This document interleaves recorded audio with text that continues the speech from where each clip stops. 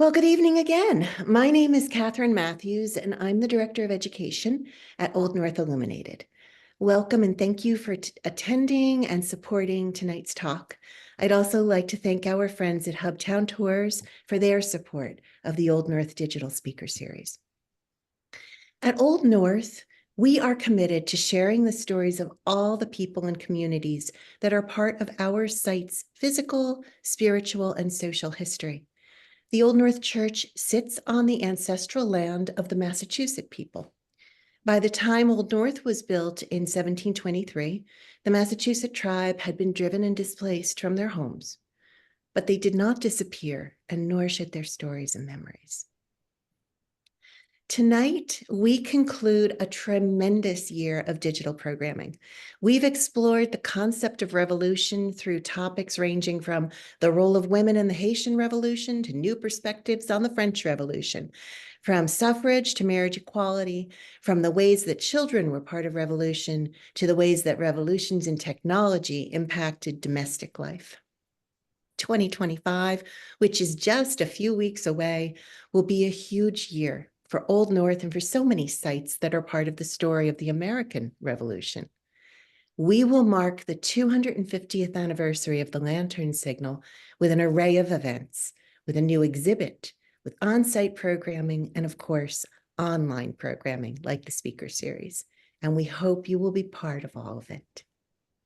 Now, tonight's talk touches on revolution, perhaps not as we ordinarily think about it, but certainly in the sense of change and of bringing something full circle.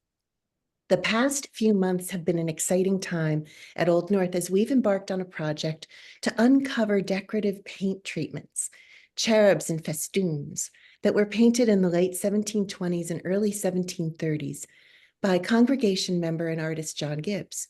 These beautiful artworks have been hidden since the 1912 restoration of the church.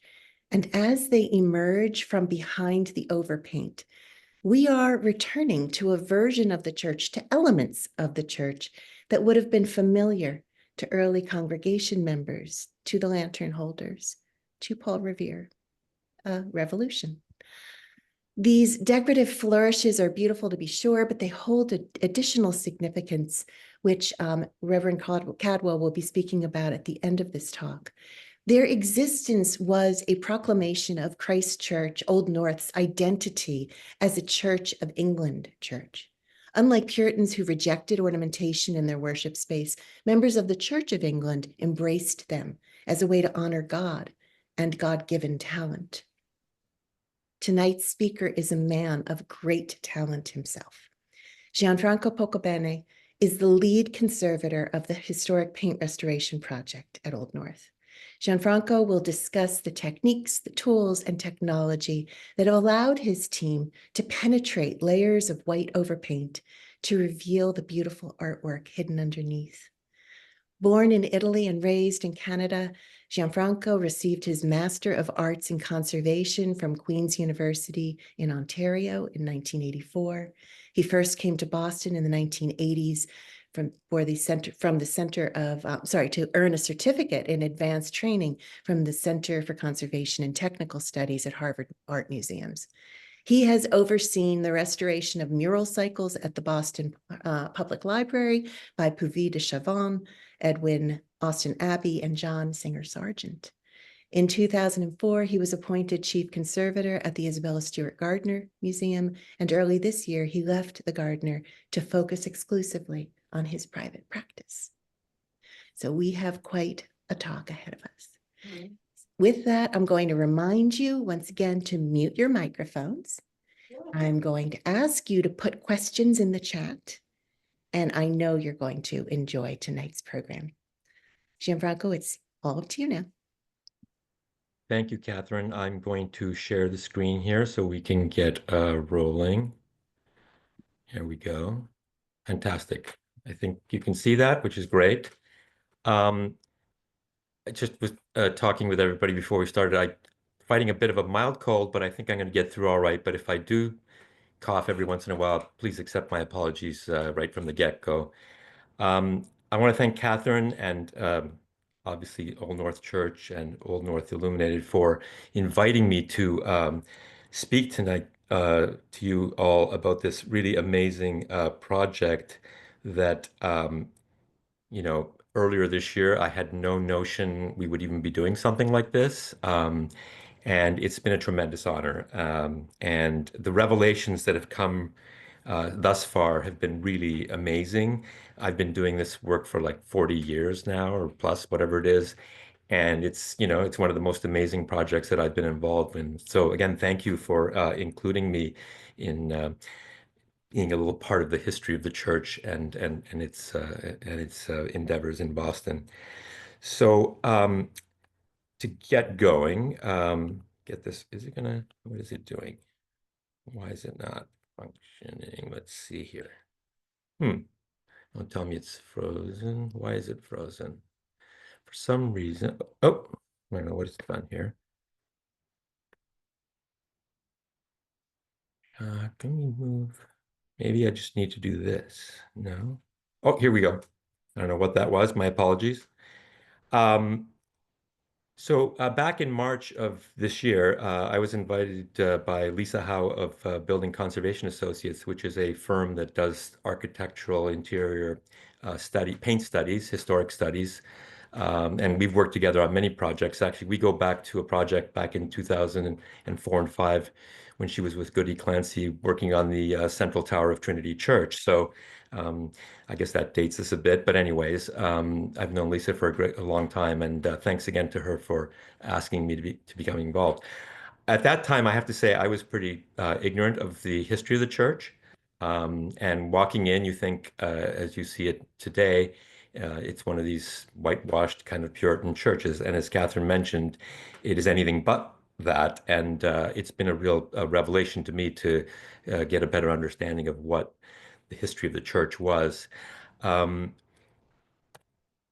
it bears just sort of going through this in terms of just some of the details, but back in 1981, 82, I should say, um, Penelope Batchelor did a historic structures report for the church and did a lot of the history and a lot of digging up um, documentary evidence. And it's worth going through this really quickly, but in one of her a couple of her paragraphs speak to it. And painted decoration dating from 1727 remains beneath the presently white paint finish on the plaster surfaces just below the nave barrel vault.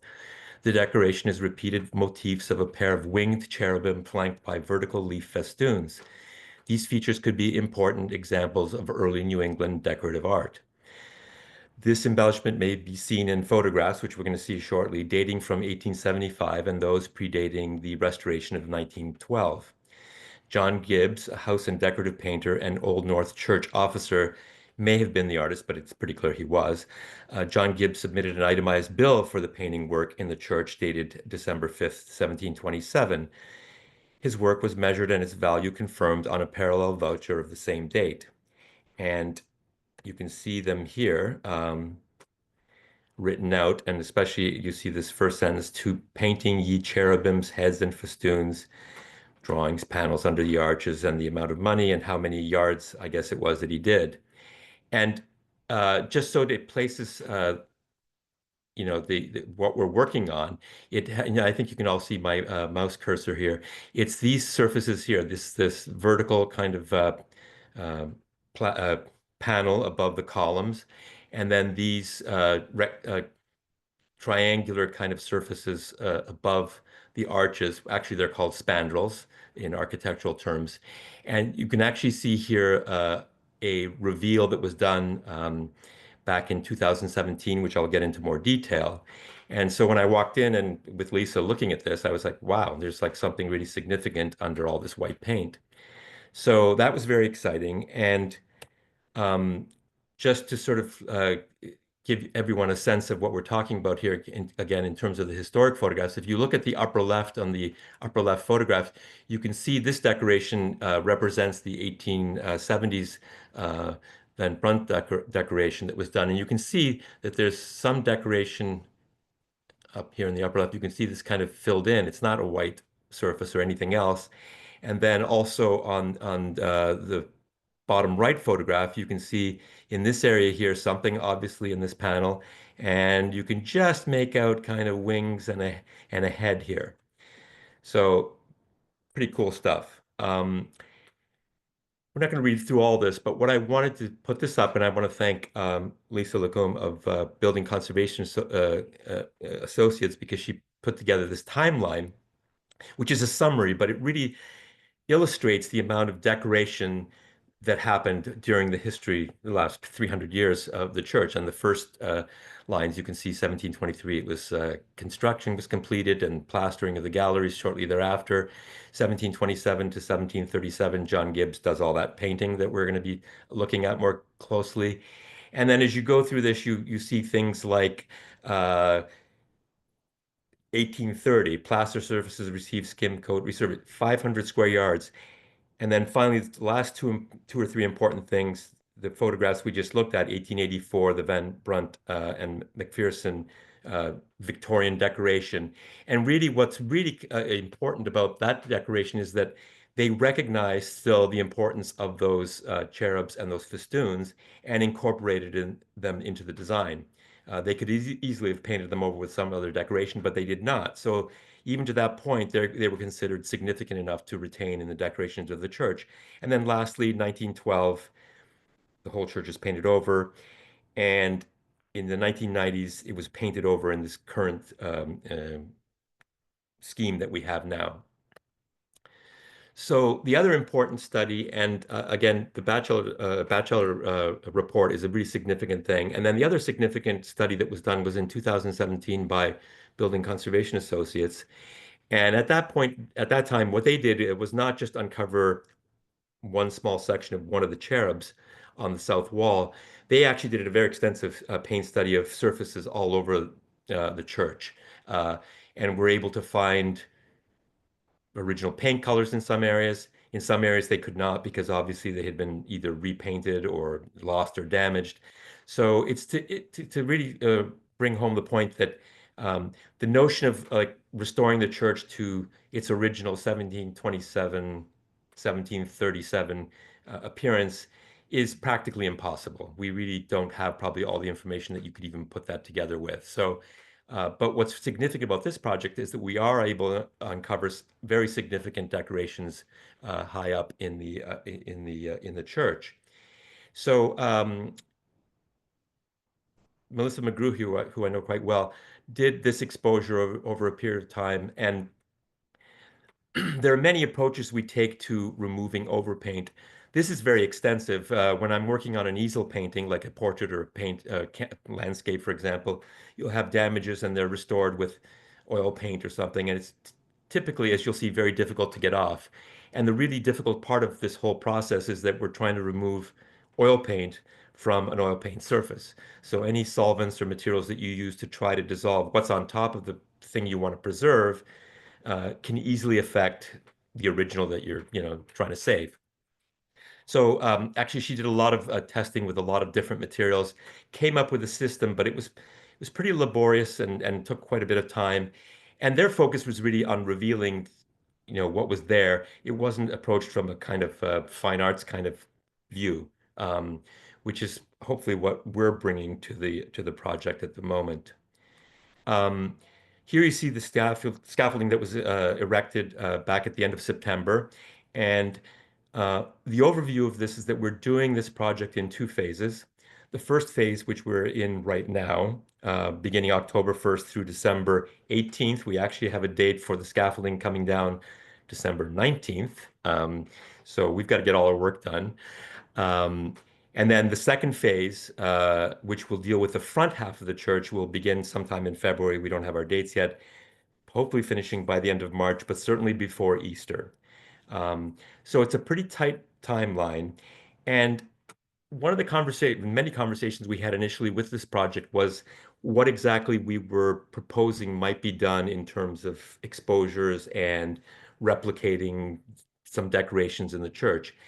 We went through a whole bunch of options, which were ultimately abandoned, and the decision was finally made. And I think there was a push from the church, and I think from Matthew directly, that he really wanted the cherubs and festoons revealed. So I had not been up there at all, had no sense of how this was going to proceed. I just knew the report from BCA that said, it took hours and hours and hours, days and days to get that exposure done. And um, foolishly took on the project without getting myself up there to begin with. But we knew it was possible to do, and it was really a question of figuring out how we're going to go about doing it. So the initial plan for the project was, um, and we'll go through this in a second. Actually, I'll go back for a second because this is a better image. The initial plan was to uncover four of the cherubs in these triangular spandrel areas and two of the festoons because it just sounded like we would not be able to remove all of the overpaint that covered everything in the time that we had. I mean, it's barely a 6-month project. When you take away Christmas break and all that. So it was like, okay, what can we do in that period of time to reveal some of the originals and replicate them in our studio and then bring them back done on canvas and put them up. So that was the initial plan. And as in life, we make plans and then things change, which often can be a good thing. And in this case, it was a really good thing, as we'll see. So the overview of the project as it's now turned into, and we'll see why it turned into that, is that the initial phase was overpaint removal trials. Really, I had to get myself up there and figure out how we were going to do the work we had to do, namely the most critical part and the most kind of difficult part was how do we get the paint off those cherubs and festoons safely and without doing any damage or minimal damage because, these are 300-year-old objects and they have suffered already in the past. And so you want to minimize that. The second thing was then to actually implement a method of doing that. So number two is removal of the overpaint. Understanding that would all be successful, we then would apply a varnish layer to the surfaces to protect them and then carry out number four, in painting of losses and abrasions, which typically is understood to be restoration, which means, and when we talk about in painting, we talk about, in fact, just touching in the areas of damage and not the original surfaces. And finally, something that was on the back of our minds, but that has become part of the project is the repainting of the cornice and the trim that frames those decorative elements, because they are kind of all one piece, one thing. And so we wanted to make sure that everything was unified in terms of appearance. So moving on. So with any of these projects, what often happens, typically happens, is that the first week or two or so involves a lot of hesitant kind of testing and carrying out all sorts of trials to see on a very small scale what it is we can do. And again, as I said before, efficiently and safely. So on the upper left here, you see just a cotton swab dipped in some solvent. I believe this was acetone, which is a strong solvent, but quick, fast evaporating, but it dissolves certain paints. Especially, you can see this white layer here is a household latex paint, and it dissolves it very easily. And then we get down to this kind of pinker layer, which is an earlier layer of oil paint, so it acts much more slowly. On the bottom right, you can see, well, what can we, because the paint was so thick and this looks very aggressive, but that's actually a very fine chisel and sort of just lightly scraping those materials, those overpaint layers off. So you're trying to just get a sense of a real feel, actually, a tactile feel of what it is you can do to these paint surfaces. We then moved on to, it was very clear that we couldn't use just what I call free solvents, liquid solvents, because it just takes forever. You're rolling a swab over and over again, and it only minimally impacts what you're trying to do. So an accelerated way of doing that is to use what we call solvent gels. And you can see on the upper left here, this is a piece of mylar. It's a piece of plastic just sealing in. You can see this area had been worked through, and this actually is the first overpaint layer from 1912, this kind of grayish layer that you see here. And then you see subsequent layers here. But this yellowish material is what's called a solvent gel. I guess the easiest way I can sort of describe it to you is to think of paint strippers. And they're gelled so that they can actually stick to a surface, and it allows you to dwell that solvent that you're using over a longer period of time to basically soften that overpaint, swell it and soften it. It doesn't dissolve it, it actually swells it. And you'll see some really cool pictures here that I have that shows you the effect of that. So as I say, that first couple of weeks, I guess, I think struggling is a good word. It was, it was a real challenge, and I guess that's why I still love what I'm doing, because it's always a lot of problem solving and trying to come up with really new ways of doing things. And I have to say, what works in this case here, for example, this kind of technique, probably wouldn't work somewhere else. So in terms of devising the way we're going about this, this is unique to this project, although the materials we use in very different ways, depending on what we're dealing with. So on the bottom right, you see again an exposure opening up, and you can see that in this area here, we're getting a better kind of a result than over here. And the next slides, I think, show that even better. This one's a detail where we've opened this up even more. And you can see that a lot of the paint, you can see the brush strokes, which wasn't quite as successful with the earlier trial. And again, it's not a criticism of what was done. What they were trying to do was just uncover things. They weren't approaching it from a more fine art kind of approach. And on the left here, you can actually see the multiple layers of paint, the first layer of paint, and then 3 or 4 more layers of paint that are sitting there. And if you ran your finger over that, it's a real ridge. I mean, it's incredibly thick. So as I kept pushing the process further, I came up with a solvent that we use quite a bit in conservation. It's called benzyl alcohol. It's not alcohol. It's actually a petroleum derivative, a benzene structure, and it's actually used in a lot of industries. It's like less than 1% in your toothpaste. It's used as a germicide in medical equipment and materials or things that are injecting into your body. Its properties are that it evaporates really slowly, like it can take a long, long time to evaporate, and it actually has a very good effect on dissolving oil. And suspending it in a gel form, in this thick paste, you can apply it to a surface and then let it sit. And the procedure here was that I started off with what does it do after an hour? What does it do after 2 hours? How far am I getting after 6 hours? And it was a lot of trial and error, just working out the timing of how far could I get to the last layer of overpaint without doing damage to the original. And just want to point out at the bottom right here, you can see areas that have been exposed here, how there are losses, there are damages here, there's some restoration from before. It's again 300 years old. You don't expect it to be in perfect condition. And I would remind everybody, whenever you walk into a museum, you think everything looks perfect, and it does. They're not. A lot of them are in really rough shape and have been restored quite a bit. So this is nothing out of the ordinary in terms of something this age and its condition. So here we are again looking at the original exposure done in 2017. Howard, as he came to be known, and I'm not remembering why he was called Howard, but Catherine or Matthew can jump in and let us all know. In any event, you can see what was done in 2017, and then here on the left, uh, what we considered a much better exposure in terms of what we were trying to achieve, and in a much more efficient manner, which is really important. And here again, bigger exposure, sort of working along from right to left. And one of the great difficulties is you can say, oh, you put this solvent gel on there, you put it on, you take it off, and everything comes off nice and neat.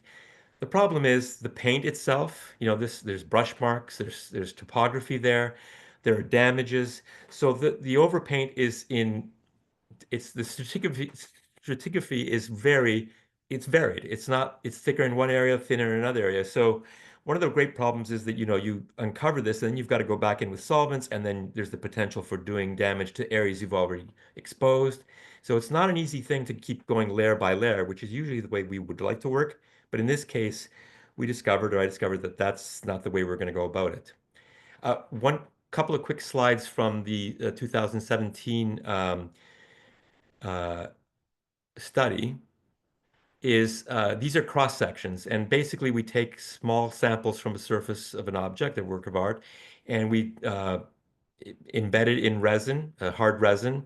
It's then polished, sanded and polished. So we're looking at the edge of the paint, like as if you were looking at your layer cake, basically. And on the left here, you can see, upper left, you can see this area here. Actually, I'll start from the bottom. This is the actual plaster layer that the paintings are on, the cherubs. There's this red layer, which is documented that there was a red oxide paint layer applied to the plaster before he painted. This layer here is the cherub, and then everything here white going up is overpaint.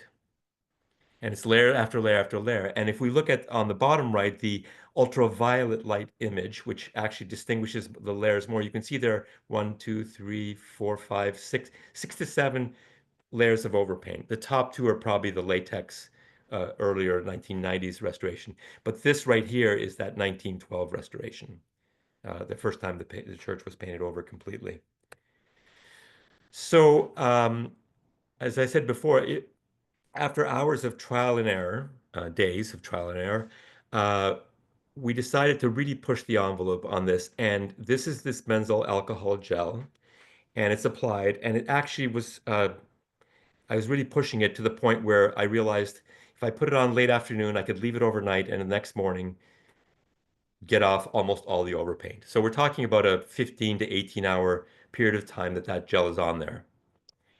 And after it's been on there, all those overpaint layers have swollen and softened. And here is one method we use to remove it, which is a very soft plastic spatula. It has rounded edges.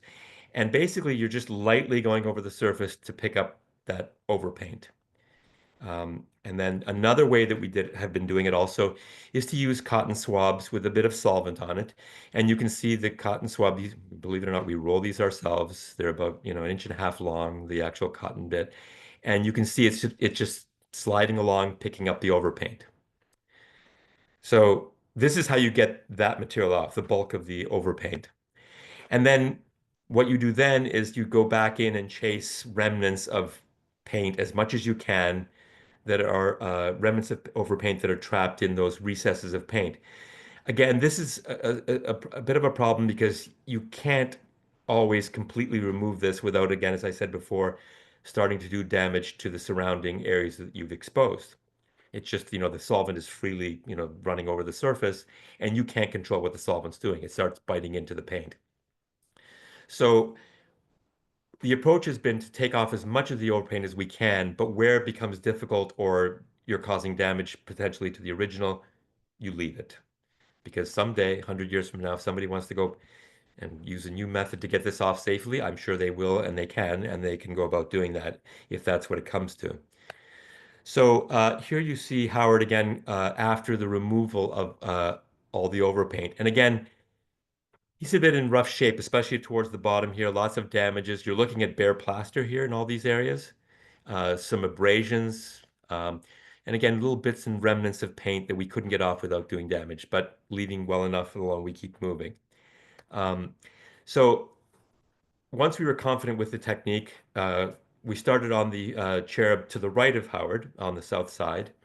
And you can actually see on the bottom right here on the far side, you can actually see a date, an hour, sort of saying, when did I put this gel on here? And on the upper left is just after it's been applied, maybe an hour or so. And you can see it starts going kind of yellow, the gel. And that's the oil that it's extracting from the paint, the overpaint. And the next day, it's dried out quite a bit, that gel, but you can see that the overpaint has swollen to the point where it starts to wrinkle on itself.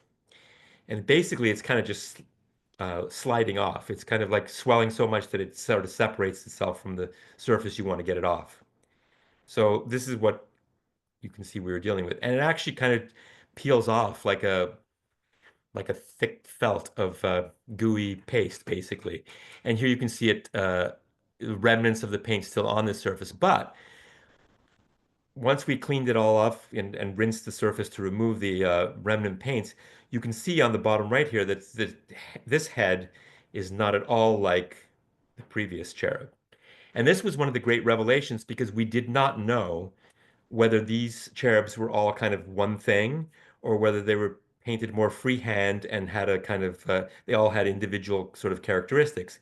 which we discovered, and you'll see as we go through these images, they all are individual things. So thinking back to this idea of doing exposing four of them and then making replicas, we would only have been replicating four of them. So you'd had four of all the same thing, and where do they go? And not great. I'm so happy that we actually found things that were individual uh, characters and that we were able to reveal them. That's the other great thing. So the project's been moving along, and here you see one of my colleagues, Corinne, actually opening up that area. Again, we're on the cherub to the right of Howard, and you can see totally different character pose. And here's just another angle again showing that, and the removal, and this is just rinsing up surfaces. You'll see a lot of kind of hazy material here. This is all sort of thin films of paint that we still have to go back and chase before we actually do the restoration work. Um, One of the interesting things was once we got up there, well, how do you know that there's anything under this overpaint? What if that image or that cherub or that festoon is gone? They scraped it off or it fell off or whatever the case may be, or they plastered over it. Well, what's interesting is here's one of the festoons, and this is an image taken with a light raking across the center, across the surface from left to right. And you can actually see there's a ring up here and a stem and this foliate pattern here. So the texture of the original image, which was thickly applied, is still sort of telescoping, telegraphing through all the layers of paint. So we were seeing the angel's wings and the heads. Everything was there. And as we moved along, we were quite confident that they were all there. And so far, knock on wood, they are and they will be. So this is a really interesting sort of thing of just understanding that you can actually identify the fact that there's something there before you even proceed with it. So just another example of working on one of the festoons on the left, the gel on the surface for like 15, 18 hours. On the right, you start seeing as we're removing it, a cleaned area, an area that we've just removed the solvent gel off of, and an area still to do. So that's a very kind of a nice before, during, after kind of thing. And here you see on the left, that whole section now cleaned, one more section to do. And on the right, you can see what was revealed, which is really astounding. The one thing I want to point out before I forget, the festoons are actually painted on wood panels, whereas the cherubs are actually on plaster directly. So Gibbs would have been painting the cherubs on scaffolding right on the plaster surface. What's interesting about these festoons is that we've uncovered five or six of them now, and they are all the same. There's no variation in them. They all look basically the same, which means they were using some sort of what we call a cartoon or a tracing to basically sketch them onto the wood panel and then paint them. So they're just replicas of each other. And what's interesting about that is that it suggests the possibility that these these decorative elements were actually quite likely painted in the studio, because if they're on a piece of wood, they're portable. And artists like to be in their studio rather than up on scaffolding. And I can imagine that in 1727, the scaffolding wasn't as steady as what we've got now. So anytime you could minimize away from scaffolding probably would have been a good thing. So I get the feeling these were painted in the studio. There's no proof of that, but the fact that they were portable and could be set into the architecture is an indication that that's probably what happened. So again, here, great revelation with these decorations and how intact they are. They're actually in better shape for the most part than a lot of the cherubs. So as we've been moving along, tomorrow actually, there's one more section. We'll have revealed all eight of them, all eight of the cherubs. And while we've been doing that, the next phase of the work is to do the restoration work. But before we do any in painting and restoration, we apply a protective varnish layer to the surface. It's not terribly shiny. It's a material called Paraloid B72. It's been around in conservation since the early 70s. It's very stable. It doesn't go yellow. It's easy to remove in the future with solvents that won't do any damage to the original. So it has a really fantastic track record. And the other thing it also does is helps to saturate the paint, because paint that's 300 years old, if you think of your outside of your house, after 10, 15 years, it looks weathered and dull. And paint just does that, especially oil paint. It will dull over time. So it also helps to revitalize, resaturate the paint so that we can do accurate color restoration of the damages. So this is just the varnish going on with a brush, very straightforward. And then the fourth part of this, which is the other significant part of the projects, is to do the restoration work. And here you see my partners. Travis is a recent graduate of one of the programs. He was a summer intern earlier this year, and he stayed on this year with us to work on various projects. And you can see he's holding a very tiny brush loaded with pigment. And on the bottom right, Corinne Long, who's my partner in the business, also doing retouching. And this is to really just emphasize the point that we don't take a big brush and just start painting away. When we say in paint, we really try to do that as much as possible. We're just touching in where the damages are, areas that need to be corrected so that we can unify the image and make it look whole. Um, so this is actually the cherub to the right of Howard, the second one that we uncovered. And you can see this is a photo, and I'll apologize right off the bat.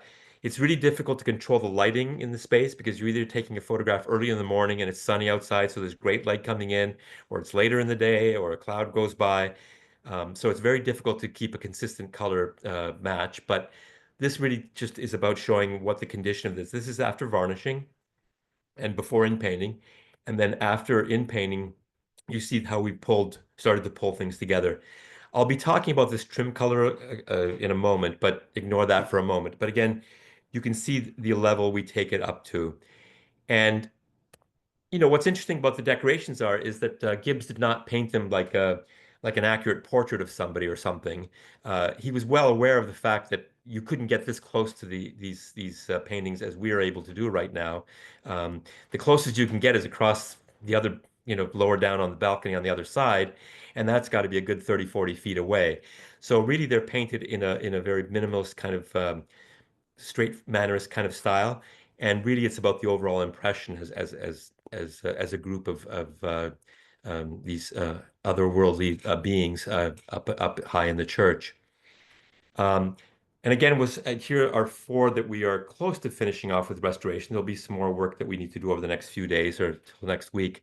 But again, just to show you the variety of uh, the, these cherubs. They're not the same. There's kind of a style, but wings are doing different things. And the one on the bottom left here, the wing is dropping down. This one's tucked underneath.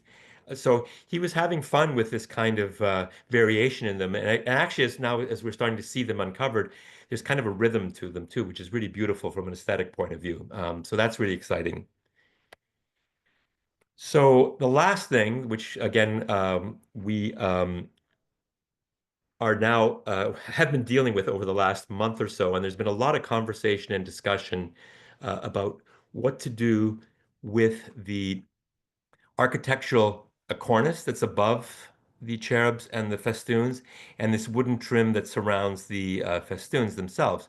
So these are in relief. They're carved wood, projecting out, and um, those surfaces have received the most amount of restoration or repainting over the history of the church.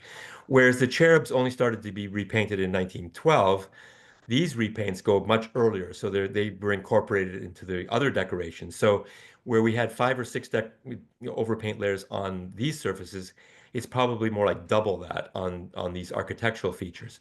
So a much more complicated surface or surfaces to try to kind of parse what's going on with them. And I have to say right from the beginning, one of the things you often would assume is that, well, you just need to find the earliest layer of paint. If you can find that, then that's the original, right? And I think for the most part, that's true. But it doesn't take into account the possibility that, as I've learned on other projects, that sometimes a color will go in and somebody doesn't like it.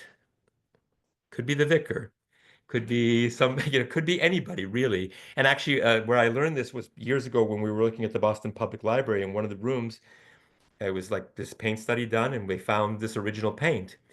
And then before anything happens, a historic document comes out that says H. Richardson didn't like the color. He wants it to be this color, blue. And it's the second layer of paint. So there's assumptions you can make about, what you're trying to target in terms of the original finish of that surface, but it's never straightforward. And this, as I say, was complicated by the fact that there were so many layers of paint on top of it. So now I'm going to, I guess, zoom in. We're looking at the cornice here above the festoon, one of the festoons. And this is actually just us using, again, sharp chisels and sandpaper to basically go layer by layer down. And you can actually see on the right-hand side here, this is actually the wood surface of that cornice. You can see it's kind of the wood grain here. And if I zoom in even further, yeah, here it is here. This is actually the wood surface here that we've gotten down to. And so topmost paint is latex, but as you go down, you start seeing 1, 2, 3, 4, 5, 6. There are like a dozen layers of paint here. What was interesting was we did see this kind of tan color here, kind of it's hard to describe it, but there was a color here that was the first color on the wood. So we also found that on the band that runs around the cherubs.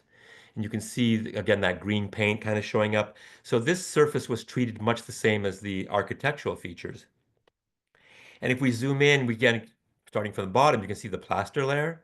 And then you can see this kind of red layer, which is that described in the historic reports that Gibbs had, he painted on a red oxide surface. And then again, you start seeing this tan layer, another layer of green, a tan color again, this brown layer, which we initially thought, was this the original? We hadn't pushed that far yet. We sort of assumed that that's what it was. But as you can see, there are multiple layers under this brownish layer. But for the sake of being more educated about what we were going to try to implement here, we actually did a series of paint trials, which it was really great. And I have to say, before I forget, one of the great things working with clients, and in this case, I always think of collaborators on the project with the church, um, is you want that engagement with your client. The worst thing is we walk in and we just tell you everything the way it's supposed to be. And it's not the way it should be. I mean, there's, and especially in an iconic church like this, there has to be that interaction between us and the church. And it's been a real pleasure. And I'll just describe what happened here. Um, Here you see Corinne actually mixing our colors. We've done exposures, we're matching them. She's got a container there and using all these pigments, actually doing a color match to the various colors that we were thinking we might want to implement. Again, after 300 years, you cannot be sure the color you think you found is the absolute correct color. And because it's not the actual artistic decorations, uh, you have some leeway because ultimately, if you don't get it quite right, in 50 years or 100 years again, I can say, oh, they didn't get it right. You can easily correct it. It's not, kind of, oh, you've done it and now we can't correct it. So it's a pretty easy fix if that were the case. So we had that leeway. But as I said, for instruction purposes, we went through this exercise. And here you see a series of colors that we thought, would these work with the murals? And it became evident pretty quickly that, nobody liked kind of this green, nobody liked this brown. This was a little bit better. But what we did discover was that um, two things. One, we were thinking, oh, this color that's this tan color, which is described in the documentary evidence that there was tan applied to some of the features like the windows, the window sashings, for example. Uh, you know, was that an appropriate color that we might be able to use? So this little patch here, you see the other trials here. This is Corinne actually matching this color. So again, we go through the exercise of trying more colors. And here we are doing various tests again. And ultimately, what we ended up doing was, because it just seemed the appropriate thing to do, you can see the window sashes here. This is a historic color that was found in the previous paint studies. We know it existed in the church. Um, it's a very pleasant color. It's an attractive color. It's not white, which is great because the church was not white. So after a lot of discussion again with Matthew and other members of the church, and he had some viewings this past weekend with some of the parishioners and donors to the church, looking at some of these trials that we had done and just getting a read on what they thought.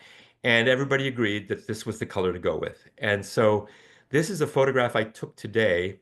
This is the south side, and you can see the mostly restored cherubs and festoons here. And that color applied to all of the architectural surfaces. And my apologies, the photograph doesn't do it any justice, but it looks really, really good. It looks really pleasant. It looks calm. It really punctuates the decorations, makes them look really, really good. And we're really happy thus far. And this is what we're going to do with it. Because I think the important thing here is what we didn't want was these revealed uh, decorations and then that kind of a lilac color that was on there, a pale pastel lilac color surrounding them, which would have looked really, just really weird. Um, so the intent here was really to incorporate that whole architectural feature, from the top of the cornice down to the bottom of this kind of pilaster here, and all around the cherubs. And then another detail, actually, I think this shows it a little bit better. You can see how it basically, again, really makes the cherubs look quite good. Photograph's a little blurry, but you can see what the overall design of this part of the church is going to look like when we're finished. So now we're busy working on the other side. We've uncovered everything, and we're starting our restoration work, and we'll also be implementing this color on the decorative features. I am coming close to the end of my presentation, which will leave us time for questions and comments. And first of all, I just want to, lastly, I just want to acknowledge everybody who's been involved in the project.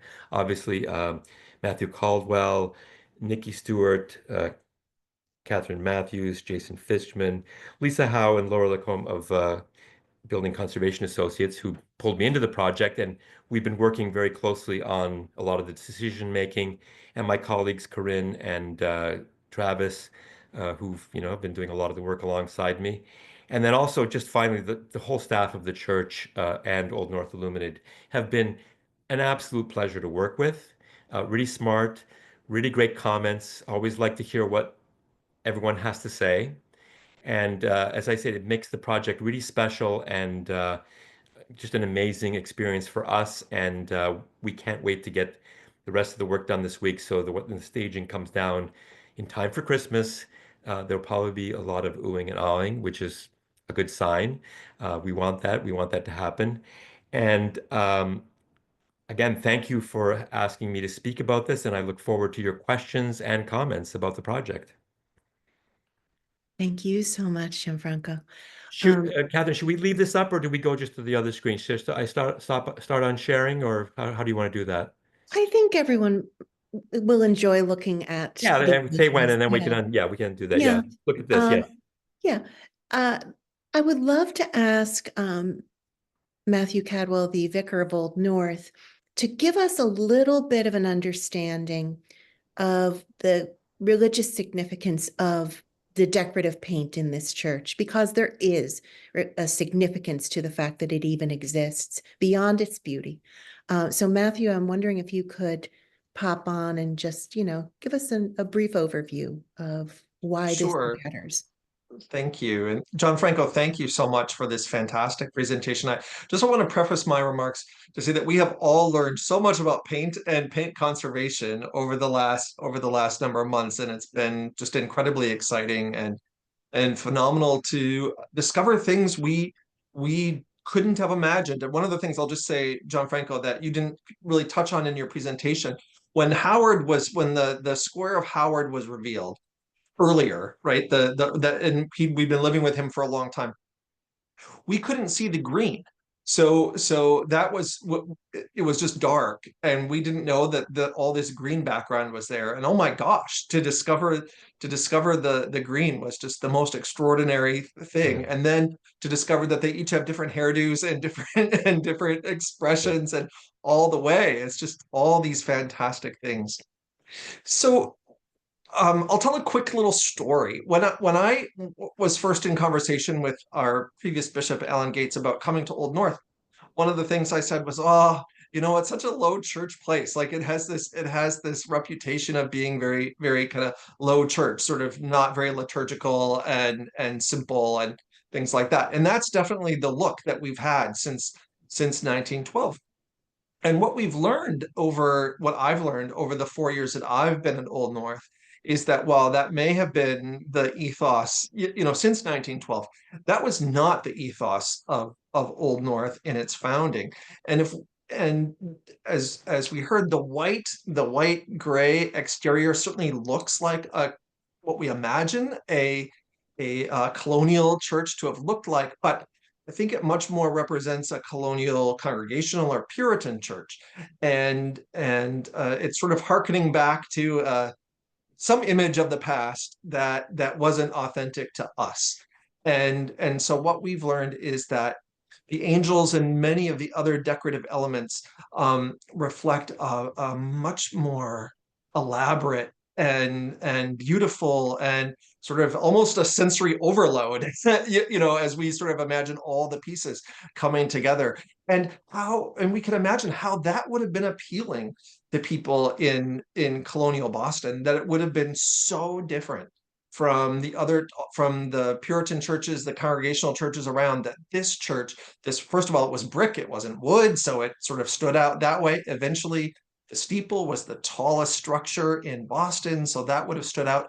And then when you step inside, it's just like a symphony of colors and images and things, and the idea that angels are surrounding us in our worship and all the other decorative elements just would have made just for a really phenomenal, I think, worship experience for everyone.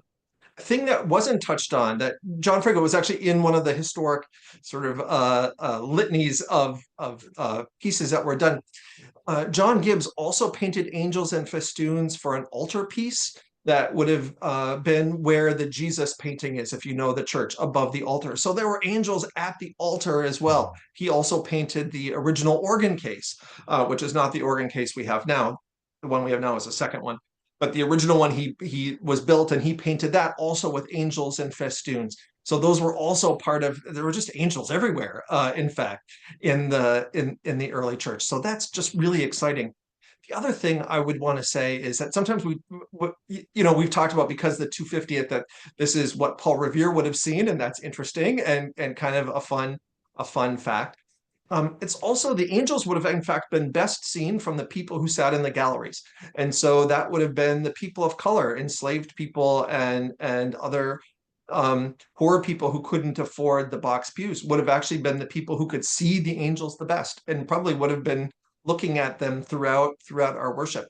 And so this is a reminder, in fact, of what the worship experience was for the people who sat up in the galleries, more than the people perhaps on the first floor of the church. And finally, that these are works of art that were created by a member of the congregation is so phenomenal, right? It's in fact a way for us to well, I was able to touch, and Gianfranco was able to touch. We won't be able to touch them in the future because there won't be scaffolding up there.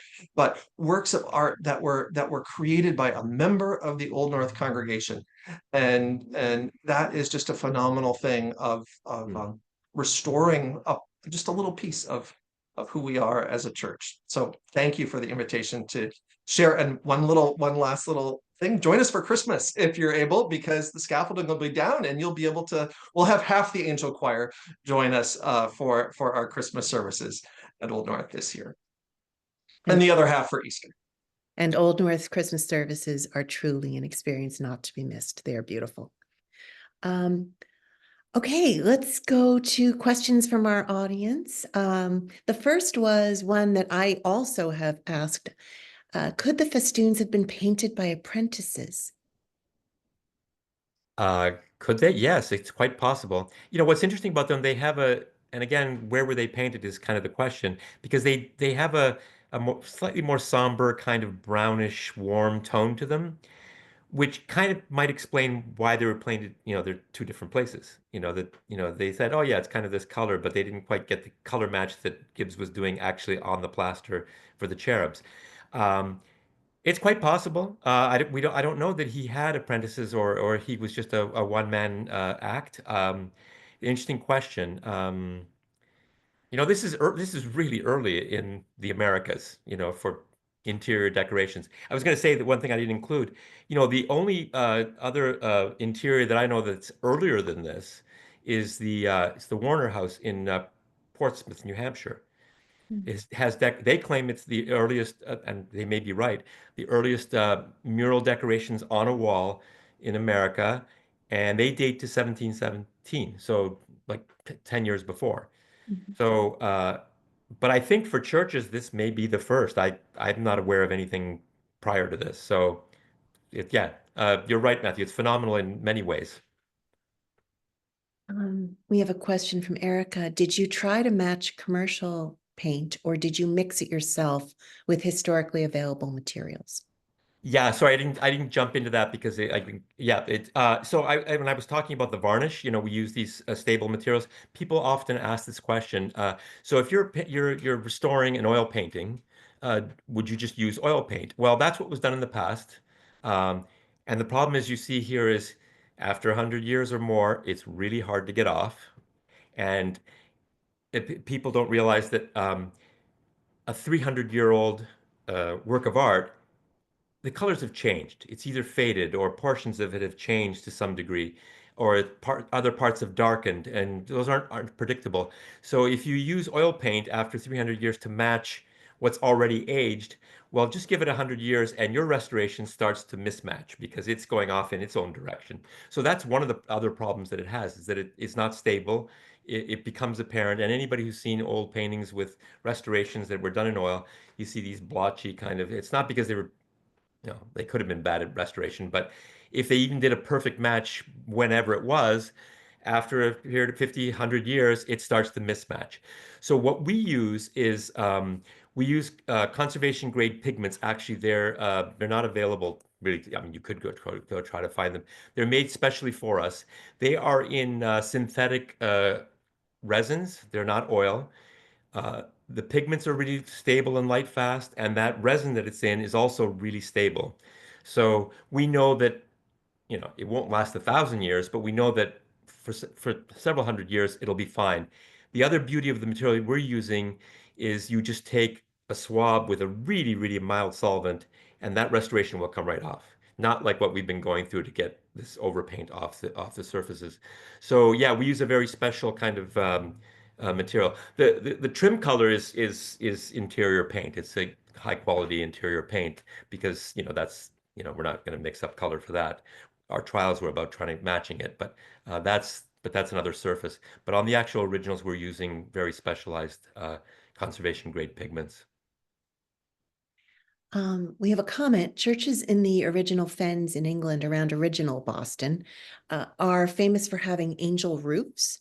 And this person, Anne, wondered if Old North is a reference to that history.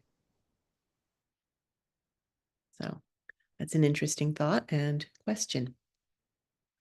This is sorry, did you Yeah, lose me? whether this could be referential to a motif that would be an English motif, specifically in that area near Yeah. the original Boston. Yeah, I wouldn't be surprised that there's a reference to that. Yeah. Yeah. For you and your team, what's been the most surprising thing you've learned or discovered on this project? I think I touched on, I think well, a couple of things. The idea that the idea that we're gonna uncover four of them and then do replicas now seems totally ridiculous, given what we've been able to do. I mean, I think if we had done that, I think I might be embarrassed now to even have been a part of that.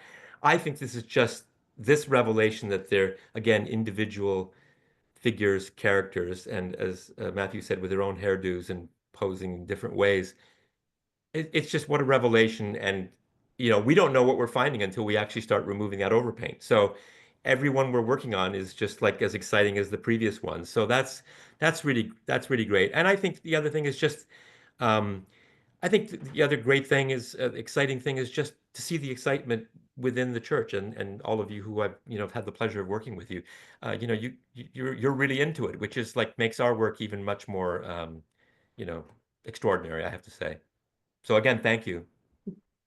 We are very into this project. Yeah, Yes. you certainly are. It's fantastic, as you should be. A question, did being painted over for over 100 years preserve the cherubs in a way? It's possible. It's not the best material I would have used for preserving them.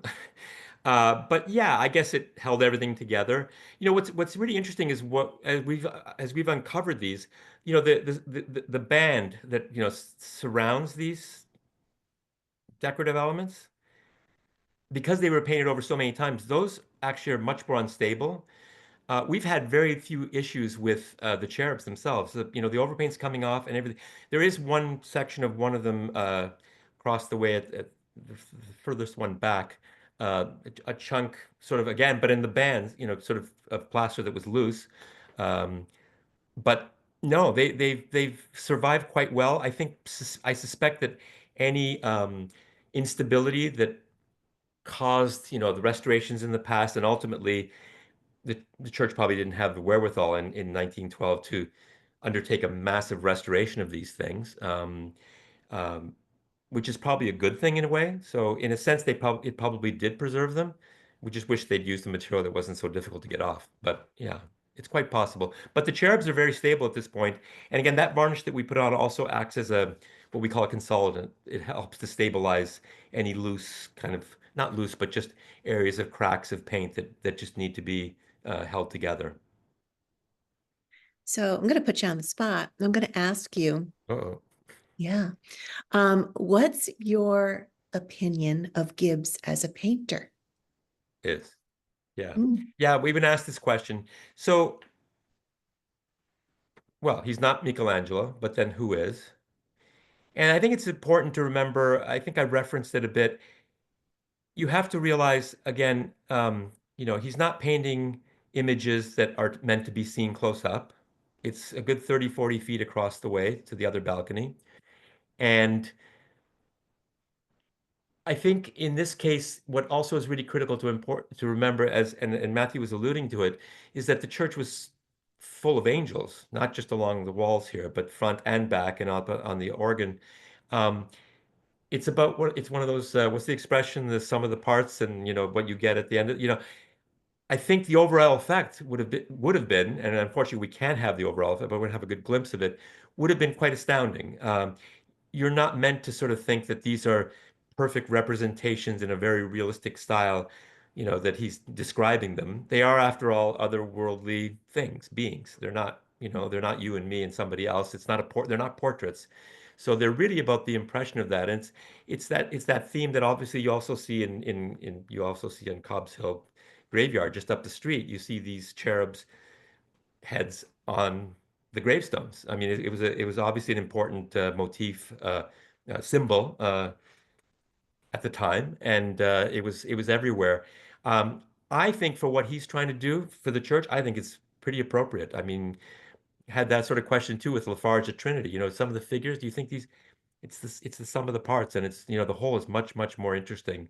And unfortunately, we can't have all of that, which puts us at a bit of a disadvantage. Yeah.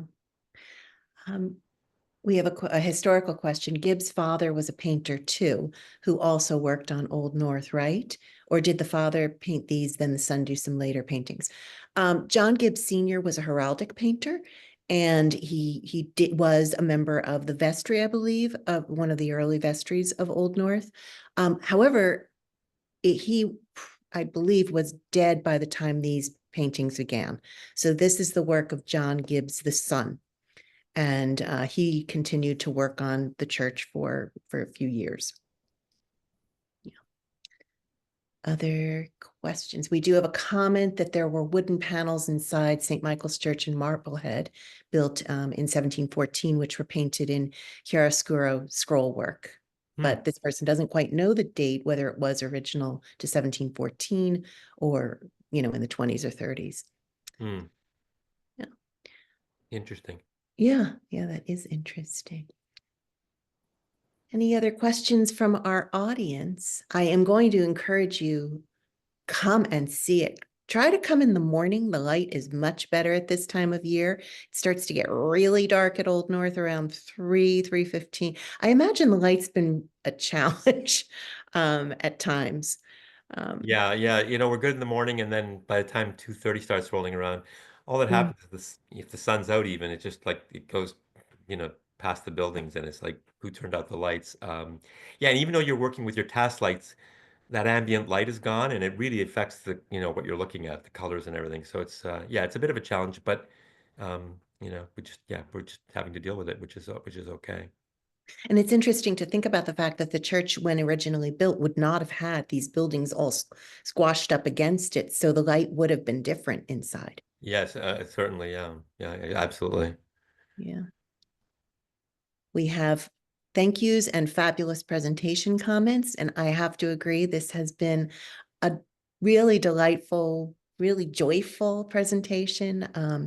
And I thank our audience for being here. Gianfranco, I am so delighted that you'll continue to be part of the life of Old North for the next several months. Me too. I appreciate it. Thank you. Yeah. Yeah, as we continue to see Howard's little group of friends emerging. So we're The question, how did you get the name of Howard? Oh, so Before we forget. yeah. Howard Elkis was the architect, was a member of the board at Old North, but he was an advocate for the church and its restoration and its importance, the kind of person that you dream of as a supporter, and also just a wonderful, kind human being. And he passed away right when we found Howard the angel. And we thought, we had an angel on the board. He's now in heaven, and now we have an angel watching over us in the church. So Howard is in honor of that Howard. All right, everybody. Well, I want to wish you, on behalf of all the staff at Old North Illuminated, and I'm going to speak for the church, though I shouldn't, a very, very happy holiday season. Encourage you to come and see this extraordinary restoration. And thank you for supporting our speaker series this year. It's been a joy. So have a wonderful evening.